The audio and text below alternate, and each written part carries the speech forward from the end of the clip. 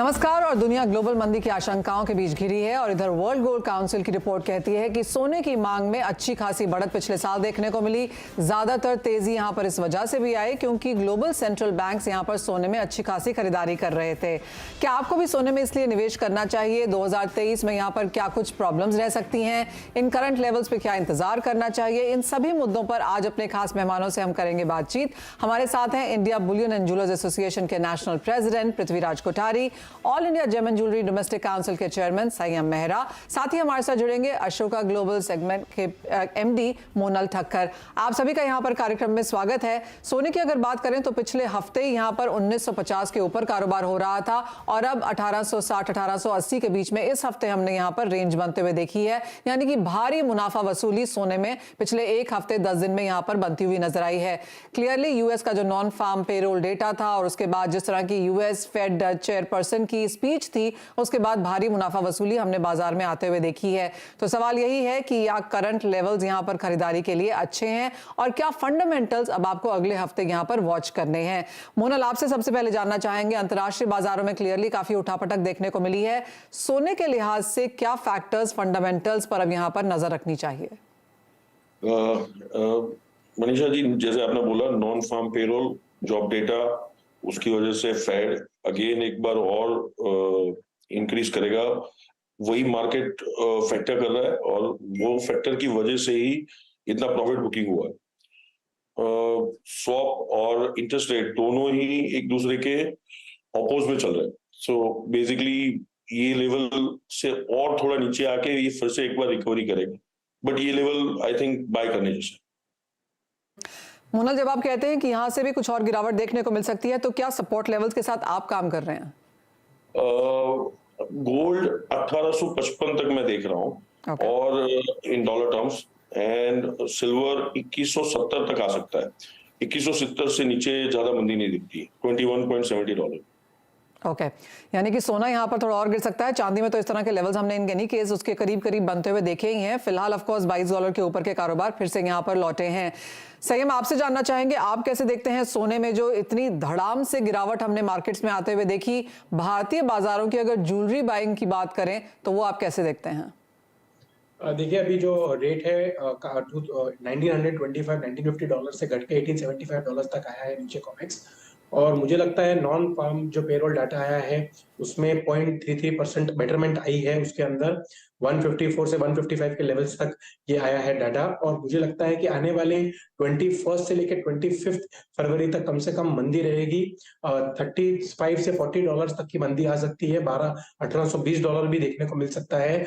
56,681 के आसपास जो MCX है वो भी घट के मुझे लगता है ₹1000 या ₹1500 और यहाँ से थोड़ा मंदी आ सकती है। जो तेजी का माहौल अभी बनेगा वो 15 मार्च 20 मार्च के बाद ही बनेगा। तब तक मुझे लगता है जो कंसोलिडेशन का टाइम है अभी गोल्ड के अंदर वो आ गया है, क्योंकि आगे जो फेड के रेट्स हैं वो भी 4.75 के करीब है। 0.25 भी अच्छा डाटा आ गया, सर्विस का data, jobless data. All right, तो क्लियरली यहाँ पर बेहतर लेवल्स देखने को मिल सकते हैं हमको। मोनल ने कहा कि 1855 के आसपास के लेवल जाएंगे, संयम कह रहे हैं 1820 की भी यहाँ पर पॉसिबिलिटी है। कोठारी जी, आपको क्या लगता है सोने के भाव अब यहाँ पर कहाँ जाते हुए नजर आ रहे हैं नियर टर्म में? देखिए, आपने देखा होगा कि FOMC का जो स्टेटमेंट था उसमें क्लियरली कहा है कि हम लोग इन्फ्लेशन को 2% तक उसको लाने की कोशिश करेंगे। इट मीन अगर 2% की अगर आप देखते हैं तो 1% और अभी भी इंटरेस्ट रेट बढ़ना बाकी है। उस हिसाब से अगर आप देखोगे तो उस हिसाब से गोल्ड में थोड़ी ये प्रेशर आया है। और जो बिकवाली गोल्ड के आई है डेटा भी अच्छे आए थे उनके, फिर भी गोल्ड का अच्छे आने के बाद में जो प्रेशर एक गोल्ड का बना है वो अभी भी प्रेशर बना हुआ है। नो डाउट पूरा डॉलर इंडेक्स के साथ साथ में चल रहा है। अभी जैसा उन्होंने स्टेटमेंट किया डॉलर इंडेक्स 101 से 130 तक आ गया तो इस हिसाब से गोल्ड के अभी भी प्रेशर बना हुआ है। अभी भी एक डिप की मुझे संभावना है और ओवरसोल्ड टेरिटरी में है नो डाउट, बट एक डिप आज भी मुझे लग रहा है कि 1855 के आसपास गोल्ड आना चाहिए। बट उसके सामने फिजिकल बाइंग इंडिया में चालू हो गई है, जो एक 4 महीने से हम लोग जो वेट कर रहे थे, जो डिस्पैरिटी मार्केट में थी, अब वो कहीं पे पैरिटी दिख रही है। बैंक्स भी इंपोर्ट अब धीरे धीरे करना चालू कर दिया, तो कहीं ना कहीं जाके गोल्ड को स्पॉट बाइंग उसको सपोर्ट करेगी। बट नो डाउट गोल्ड धीरे धीरे अंडर प्रेशर में है, थोड़ा थोड़ा करेक्शन आता रहेगा और फिजिकल बाइंग होती रहेगी। अगर डॉलर इंडेक्स 103.60 ब्रेक करके क्लोज होता है तो गोल्ड 1845, 1836, $1815 भी आ सकता है। ऑलराइट, यानी कि पॉसिबिलिटी है कि अगर इंटरेस्ट रेट हाइक्स और अच्छी आती हैं और अगर यूएस फेड की जो स्पीच है, जो नैरेटिव है वो ऐसा ही रहता है, तो बहुत अचंभे की बात नहीं है कि हम 1840 1815 तक के स्तर भी यहां पर बनता हुआ देखें। अजय, ऑन चार्ट्स कैसे देखते हैं आप सोने के प्राइसेस? आपको भी लगता है कि 1815 तक के स्तर अंतर्राष्ट्रीय बाजारों में, तो उस लिहाज से भारतीय बाजारों में किस तरह के लेवल्स वॉच किए जाएं? Very good evening Manisha ji. Definitely अगर देखें तो हमने फंडामेंटल तो काफी मजबूत देख रहे हैं 2023 के लिए, बट टेक्निकली भी देखें तो हमने लगभग $350 की तेजी देखी, 1620 से लगभग 1970 हमने हुए देखा। तो टेक्निकली मुझे लगता है कि एक रिट्रेसमेंट बाकी है मार्केट में, क्योंकि अगर कोई लंबी रैली करनी है तो थोड़ा रिट्रेस होना बहुत जरूरी है। तो हमने एकाएक नॉन फार्म पेरोल के बाद एक बड़ा फॉल जरूर आते हुए देखा। मुझे लगता है 1850 का एक इंपॉर्टेंट सपोर्ट है, ये तोड़ता हुआ दिखाई देता है।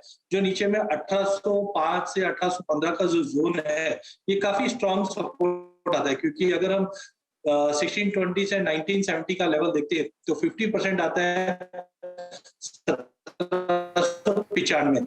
तो अनलेस एंड अनटिल 1790 लेता हुआ दिखाई देगा फंडामेंटल अपनी जगह पे, बट जिस ढंग से अदर डॉलर इंडेक्स में भी थोड़ा रिट्रेसमेंट है, बट ओवरऑल हमें लगता है कि अभी भी डॉलर में आगे जाके गिरावट कंटिन्यू रहेगी। ये सभी फैक्टर गोल्ड को सपोर्ट देते हैं। डाउन साइड में मुझे लगता है अगले महीना डेढ़ महीना मार्केट थोड़ा सा साइडवे टू नेगेटिव ही रहेगा, जो नीचे में 1856 के नीचे ओके, 1810 के आसपास का एक बनाता हुआ दिखाई देगा। बट अगर हम ईयर एंड तक टच करते हुए देखेंगे, बट डोमेस्टिक मार्केट रुपया काफी इंपॉर्टेंट रहेगा। एज ऑफ नाउ हम देख रहे हैं कि रुपया 8150 से 83 का एक ब्रॉडर रेंज में ट्रेड कर रहा है, बट आने वाले टाइम में मुझे लगता है कि जो कहीं ना कहीं गिरावट है थोड़ी बहुत बढ़ती हुई दिखाई देगी, जिसके चलते हमने 62,000 का जो एक टारगेट रखा था वो अब रिवाइज करके लगता है हमें कि 2023 के अंदर 64,000 तक के भी लेवल हम गोल्ड में आते हुए देखेंगे। डाउन साइड की अगर बात करें तो मुझे लगता है 55-200 का एक बेस बैर मिनिमम बनना चाहिए गोल्ड का, वहां पे एक फ्रेश बाइंग निकल कर आती है तो 55,000 तक का आराम से वेट किया जा सकता है।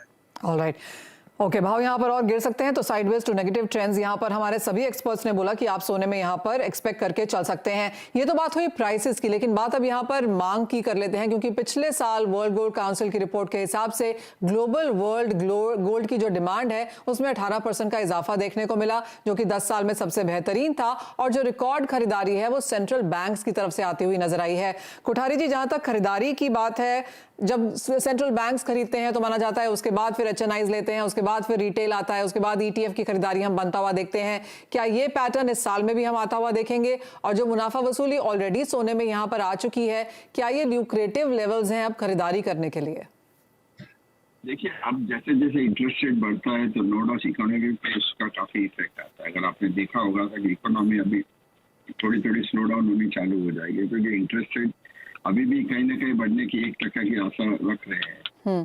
तो मेरे हिसाब से धीरे धीरे उसका इफेक्ट आएगा। अगर इंटरेस्ट रेट ज्यादा आता है तो नो डाउट सेंट्रल बैंक कभी बाइंग करती है जब उसको डॉलर टर्म्स के अंदर उसको कुछ न कुछ लिफ्ट करना होता है, तब वो गोल्ड उसमें बाइंग करती है। जैसे कंफर्टेबल जोन में आके उनको सपोर्ट करना है तो गोल्ड को वो बाय करती है। मुझे लगता है इस साल सेंट्रल बैंक की बाइंग अगर इंडिया चाइना छोड़ दो बाकी उतनी किसी भी और कंट्री की रहेगी नहीं, तो मुझे लगता है सेंट्रल बैंक की बाइंग मुश्किल लग रही है इस साल में। और फिजिकल डिमांड भी अगर आप देखोगे तो लास्ट ईयर इंडिया में भी कम हुआ, धीरे धीरे फिजिकल पे भी उसको इंटरेस्ट इफेक्ट कर रहा है। और इंडस्ट्रियल ग्रोथ भी थोड़ी थोड़ी स्पीड स्लो डाउन होने जाएगी, क्योंकि कॉस्ट फैक्टर अगर बढ़ जाता है, इंटरेस्ट रेट बढ़ जाता है, तो इन्वेस्टमेंट पोर्शन देखोगे और जो इन्वेंट्री पोर्शन देखोगे वो काफी इफेक्ट करता रहता है। तो मेरे हिसाब से कि डॉलर टर्म्स के अंदर एक कंफर्टेबल जोन के अंदर उसमें थोड़ी थोड़ी मंदी रहेगी। इंपोर्ट फिगर भी मुझे लगता है इस साल के अंदर भी नीचे की तरफ। कोठारी जी, एक बहुत ही क्लियर नैरेटिव जो मार्केट लेके चल रहा था कि जो इतनी तेजी हमने सडनली सोने में आते हुए देखी वो चाइना की खरीदारी की वजह से थी, और जो इतनी गिरावट आई है तो चाइना ने यहाँ पर प्रॉफिट टेकिंग कर ली है। इन रिपोर्ट्स को आप कैसे देखते हैं? नहीं, देखिए, चाइना का तो जो था उनका कोटा सिस्टम बहुत लिमिटेड कर दिया था इन्होंने। बहुत ही कोटा सिस्टम को लिमिटेड करने से वहाँ पे प्रीमियम की खोज हो रही थी। चाइनीज मार्केट को हम यहाँ पे ठीक है उसका देखते हैं कि इंपोर्ट इतना हो रहा है, उनका प्रोडक्शन इतना हो रहा है, बट उनका एक लिमिटेड कोटा सिस्टम रहता है। तो कोटा के हिसाब से वहाँ पे जो डिमांड सिस्टम रहती है उसका मुझे लगता है कि चाइना की जो फिजिकल डिमांड रहती है उसमें हिसाब से इस पर इफेक्ट नहीं करेगा। अगर आप देखोगे जो इंडिया की जो एक्चुअल डिमांड है वो इंडिया की एक्चुअल डिमांड है, उस पर बहुत इफेक्ट करता है। अब इंडिया की जैसे जैसे डिमांड निकलेगी, जैसे जैसे प्राइस भी कंफर्टेबल जोन में आती जाएगी, जैसे डिमांड निकलता है वैसे प्राइस मूव नीचे होने जाती है। और धीरे धीरे मुझे लगता है कि गोल्ड एक $1800 और 1760 से $1850 के अगर रेंज में रहता है तो कंफर्टेबल जोन रहता है, जहाँ यहाँ पे फिजिकल बाइंग भी होती है और लोग इसमें खरीदारी भी लोग करते हैं। और इसलिए आपने देखा होगा जैसे प्राइस बढ़ा तो काफी भारी मात्रा में scrap gold, loan against gold वाले, NBFC, बहुत से लोग उन्होंने इसमें बेचने को आए थे। तो इसका भी इफेक्ट आता है कि प्रॉफिट टेकिंग यहाँ से भी लोकल भी बहुत होती है और उसके सामने डिमांड बिल्कुल था नहीं। अब डिमांड को अगर कंफर्ट रखना है तो 1850 और 1760 के बीच में अगर गोल्ड रहेगा तो ही इंडिया के अंदर डिमांड रहेगी, नहीं तो इंडिया का भी डिमांड फिर स्लो हो जाएगा। क्लियरली, और वो नंबर्स हमने यहाँ पर बनते हुए देखे भी हैं। जनवरी के नंबर्स कुछ खास नहीं थे और दिसंबर के भी कुछ नंबर्स यहाँ पर बहुत बेहतर देखने को नहीं मिले। मुनल, बाजार का ये भी मानना है कि 2023 का तो साल आप निकाल दीजिए क्योंकि यहाँ पर interest rates on the higher side ही रहेंगे। 2024 में जाकर जब इंटरेस्ट रेट्स कंसोलिडेट होंगे, शायद नीचे भी आने शुरू होंगे, तो 2024 अब बाजार को लगता है कि एक तेजी वाला साल सोने के हिसाब से रह सकता है। आप कैसे देखते हैं वो सब रिपोर्ट्स? सेम मैं भी यही देख रहा हूँ, बट मुझे लगता है कि डिमांड डेवलप कंट्रीज से ज्यादा आएगी अगले सेकंड क्वार्टर में, बिकॉज यहाँ पे जैसे इंडिया में लोग इन्वेस्टमेंट तौर पे बाय कर रहे हैं, ज्वेलरी टॉन्स पे बाय कर रहे हैं। ओवरसीज जहाँ डेवलप कंट्रीज है वो लोग इसको इन्वेस्टमेंट बार में अब ज्यादा बाय कर पहले के मुकाबले। पोस्ट अगर लास्ट ईयर का हम पूरा सिनेरियो देखें तो जितनी डेवलप कंट्रीज है उन्होंने सबसे ज्यादा बाय किया है। पहले अगर कोई 100 ग्राम बाय कर रहा था तो वो अब 500 ग्राम 700 ग्राम बाय कर रहा है।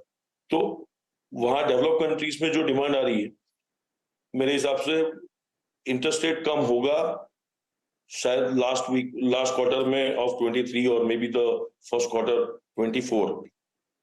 उस टाइम पे भी ये डिमांड डेवलप कंट्रीज में भी ज्यादा हुई।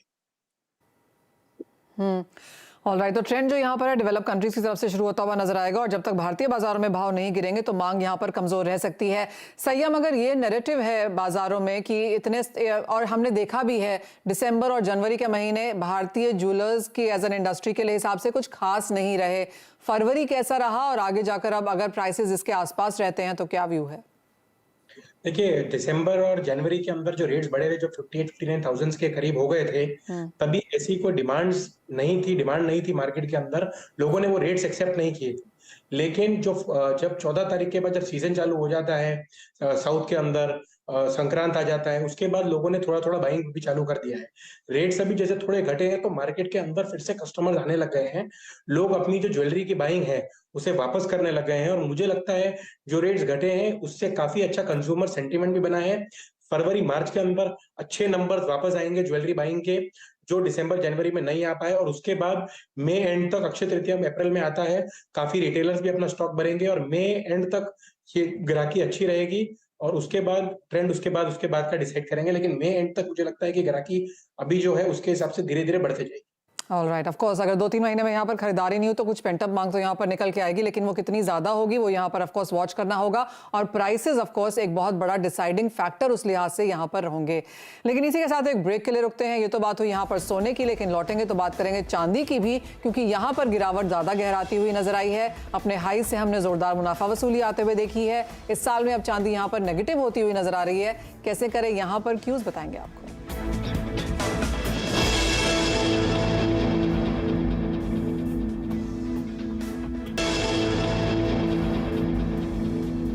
आपका स्वागत है। बात अब चांदी की करते हैं, जो कि इस हफ्ते में 1% गिर चुकी है और पिछले एक महीने में 5.5% की गिरावट भी दर्ज कर चुकी है। अजय, ऑन द चार्ट्स अब चांदी कैसी नजर आती है? क्योंकि साल की शुरुआत इस साथ हुई थी कि एक और साल डेफिसिट वाला, इंडस्ट्रियल मांग भी निकल के आएगी, लेकिन चांदी उन सब फंडामेंटल्स को एज ऑफ नाउ रिस्पॉन्ड नहीं कर रही।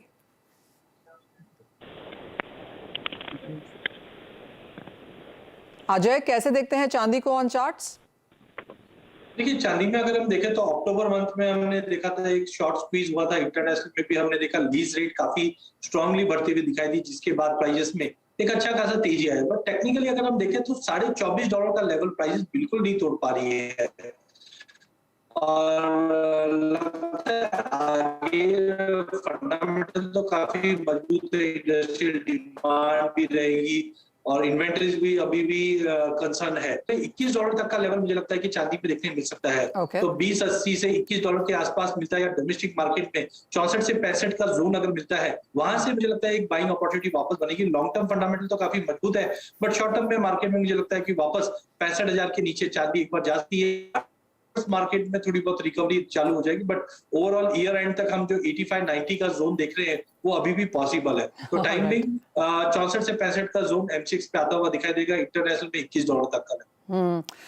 कोठारी जी, आप कैसे देखते हैं चांदी को? पिछले साल तो रिकॉर्ड इंपोर्ट था, इस बार वो नंबर्स भी यहाँ पर गिरते हुए नजर आए हैं। चांदी का भी वही हाल देखने को मिला, दिसंबर जनवरी में इंपोर्ट्स और मांग दोनों गिरे हैं।